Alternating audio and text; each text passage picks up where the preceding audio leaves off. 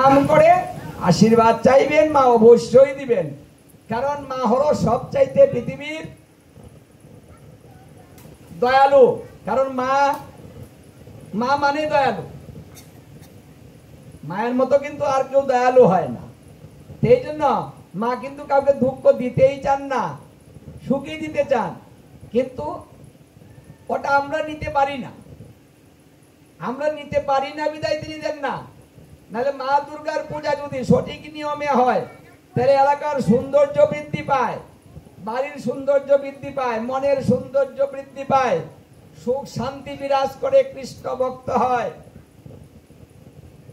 কারণ তিনি বৈষ্ণবী। আর যদি বৈষ্ণবীর পূজা করা হয়, বৈষ্ণবীর পূজা করা হয়, তাহলে ভগবানও প্রসন্ন হয়।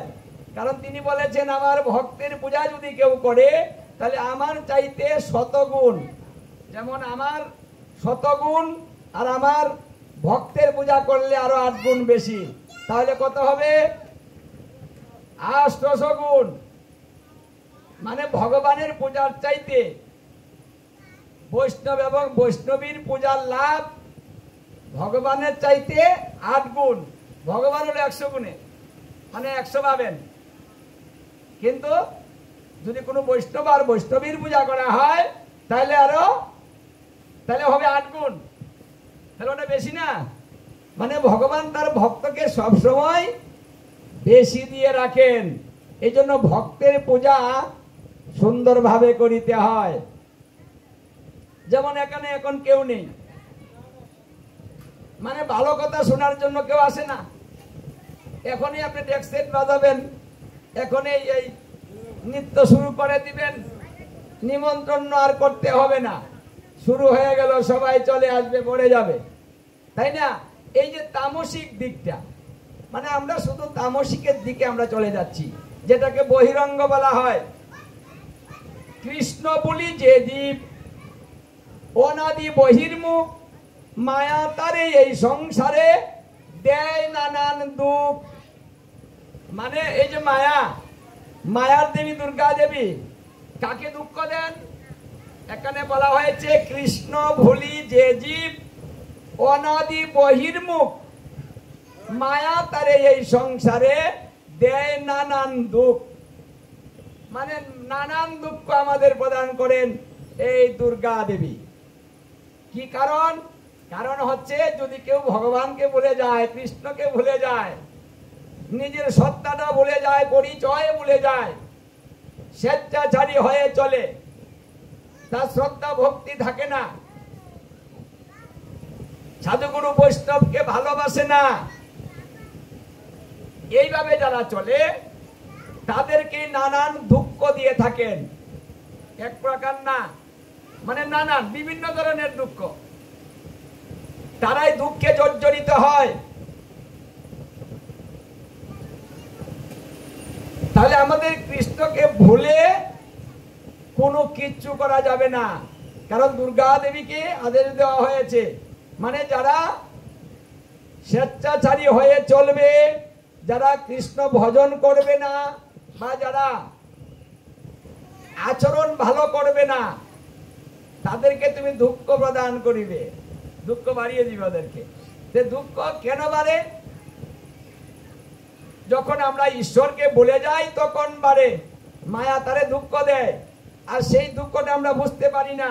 তখন আমরা বলি যে এই দুঃখটা অমুকে দিল, অমুকে আমাকে জ্বালালো, আমার সংসারে আগুন লাগিয়ে দিল।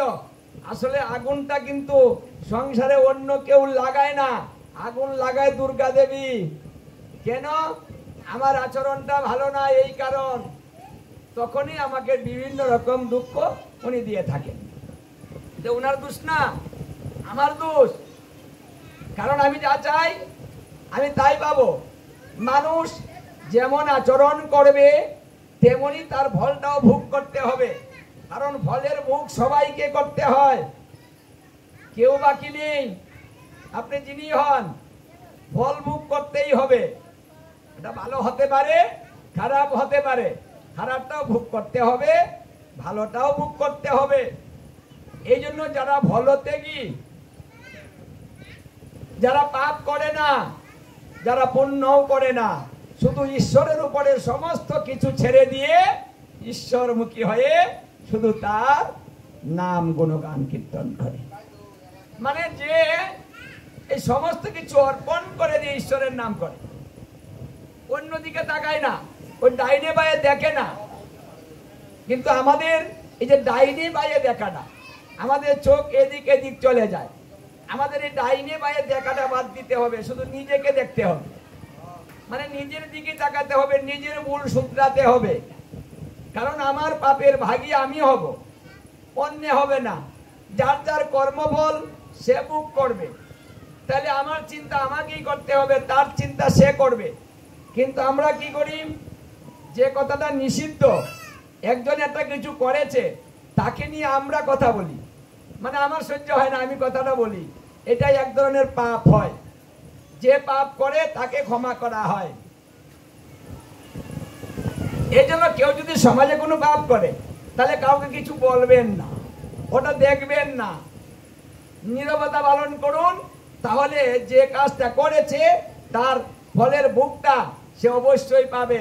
কিন্তু যদি কেউ বলা বলি করে, তাহলে সে মুক্ত হয়ে যাবে। আমরা এটা বুঝি না। মানে নিজের কর্মফল ভোগ করি, আবার অন্যের কর্মফলটাকেও আমরা নিজের গাড়ে নিয়ে আসি, যার জন্য আমাদের বোঝাটা বেশি হয়ে যায়, কষ্টটা বেশি হয়। এই জন্য বলছে তুমি হাতি হও, হাতির কাছ থেকে শিখো, হাতির গতি করো।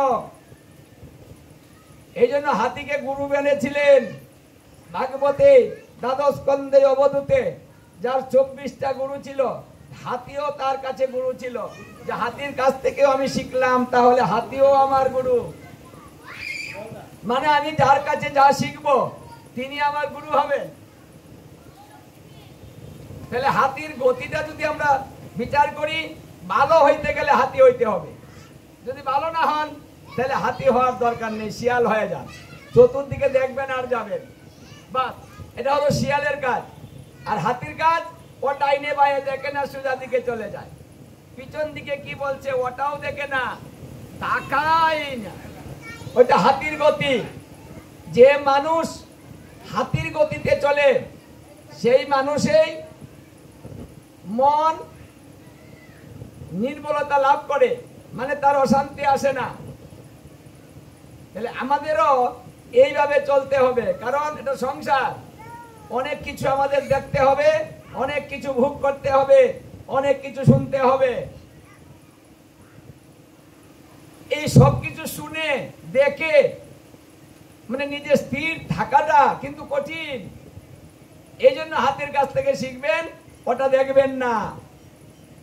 তাহলে আপনার ভজনের ক্ষতি হবে, মা দুর্গা আপনার প্রতি প্রসন্ন হবেন না, আপনার কষ্টটা বেড়ে যাবে। বৎসরে একবার মা দুর্গা আসেন, খুব আনন্দ আমাদের।